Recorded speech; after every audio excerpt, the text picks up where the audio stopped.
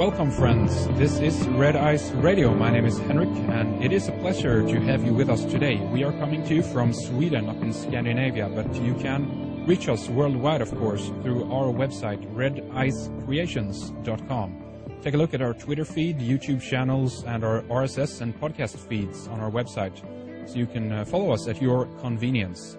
And please check out our program with MEP Nigel Farage, the British member of the European Parliament, and the follow-up show we did with David Icke last week on the topic of the European Union and the massive corruption that is taking place as the EU Commission, the Eurocrats, and their elite minions are trying to form another superstate pretty much right under our noses. So please have a listen to those two very important programs for more information about the Lisbon Treaty, if you haven't heard about that before, and what really is going on there. These are two programs that are up and available right now on our site.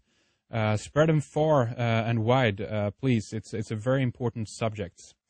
Okay, in any regard, I hope you're comfortable wherever you are, in front of the computer, on your couch, relaxing in your bed maybe, or taking a walk with your headphones on, as we're going to spend some time with our good friend Freeman, who joins us again on the program today to discuss the latest info on the occult and the sorcery in the government and in the media.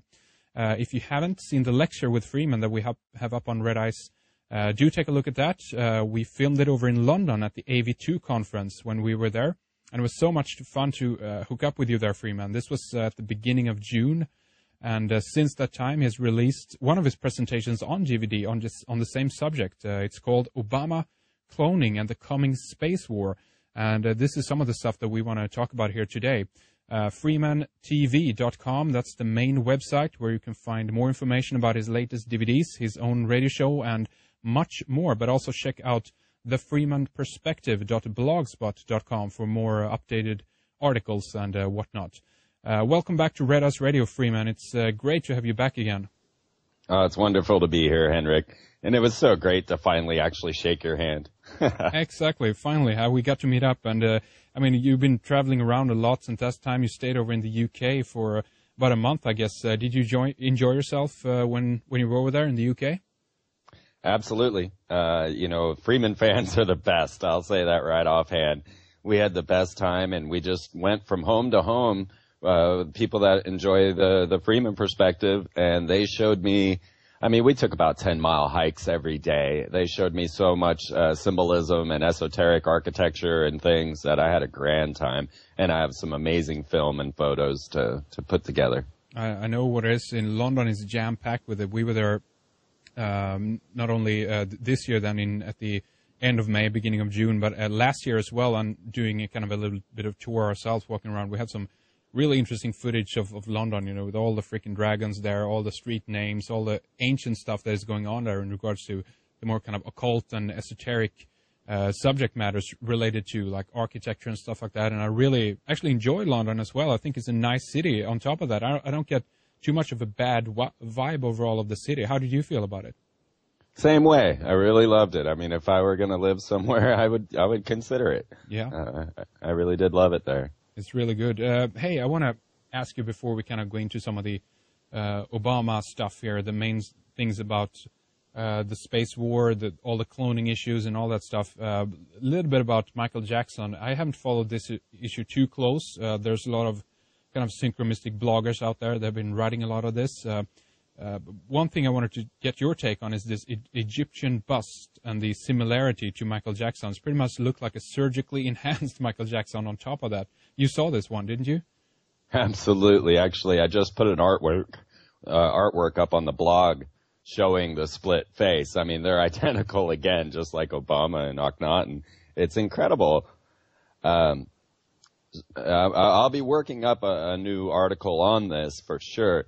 There are definitely some interesting stories, but we'll get to the Michael Jackson story. But the bust, looking at that and thinking about life as we know it, reality as we know it is not reality as it is. And, you come up to a lot of stories about time-traveling Nazis if you start looking deep into the black ops and the occult. Mm-hmm. And, looking at a bust of Michael Jackson like that really makes me wonder if we don't have this time travel capabilities and that the elite are going back and ruling civilizations in the ancient past. You know, can you imagine? Because you look at Michael Jackson's paintings that he had commissioned, and he has himself painted as Apollo. He has himself painted being coronated as king. Yeah. You know, he bought King Tut's, a replica of King Tut's golden sarcophagus.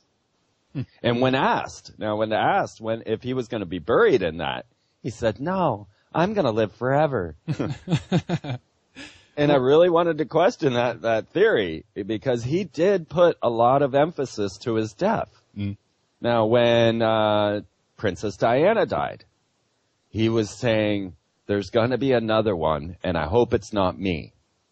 That's what he said when Princess Diana died.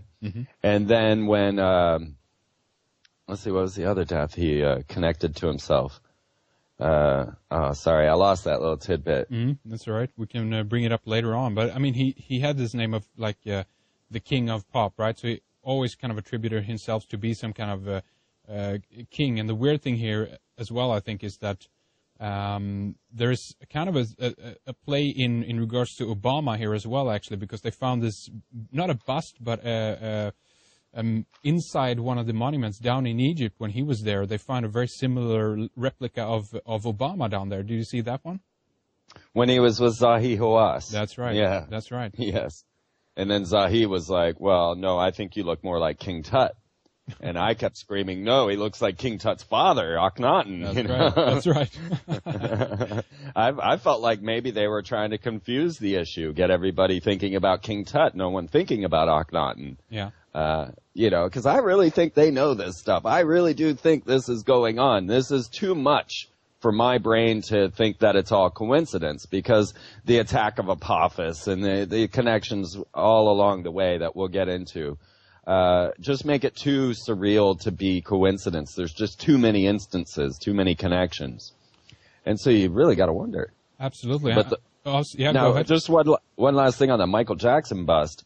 When you start looking at these elite or, you know, pseudo-elite like Britney Spears and Dan Aykroyd, if you watch a video called Britney on Drugs, which is on YouTube, you'll see Britney trying to explain to Kevin Federline, is it, how there is time travel. Yeah, that's right. She is just adamant. No, this is real. I know it's real.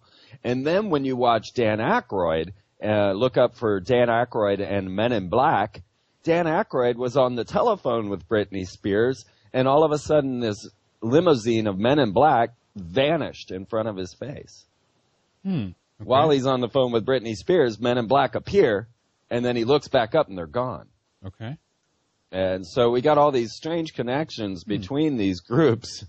And if you go to my blog and you look up the Anna Nicole Britney and Mind Control article, you'll see I've added to it, and that now there is at the hotel at the Hard Rock Cafe in Florida, in Hollywood, Florida, where Anna Nicole died. They have a massive display to the pop stars in the hotel where Anna Nicole died, and who you see is Britney Spears, Michael Jackson, John Lennon, and Madonna, all in this one display. And of course, almost all of them are dead now.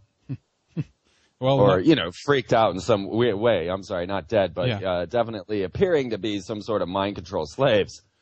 That is something weird with that, and I'm thinking of Michael Jackson as well, if we think about him from the perspective of another kind of solar deity, as many of the rock stars kind of are portrayed. He died, let's see, 25th of June, right? And that is actually 3 days after the summer solstice, the 21st of June, when it kind of peaks. And if you tie in that factor that it takes 3 days for the sun to actually begin to turn its way back again, so to speak, it actually becomes the 25th, which is like the day the sun dies. You know what I mean? So there definitely is that kind of solar theme going on with Michael Jackson here as well. If you also take into account that if he was injected as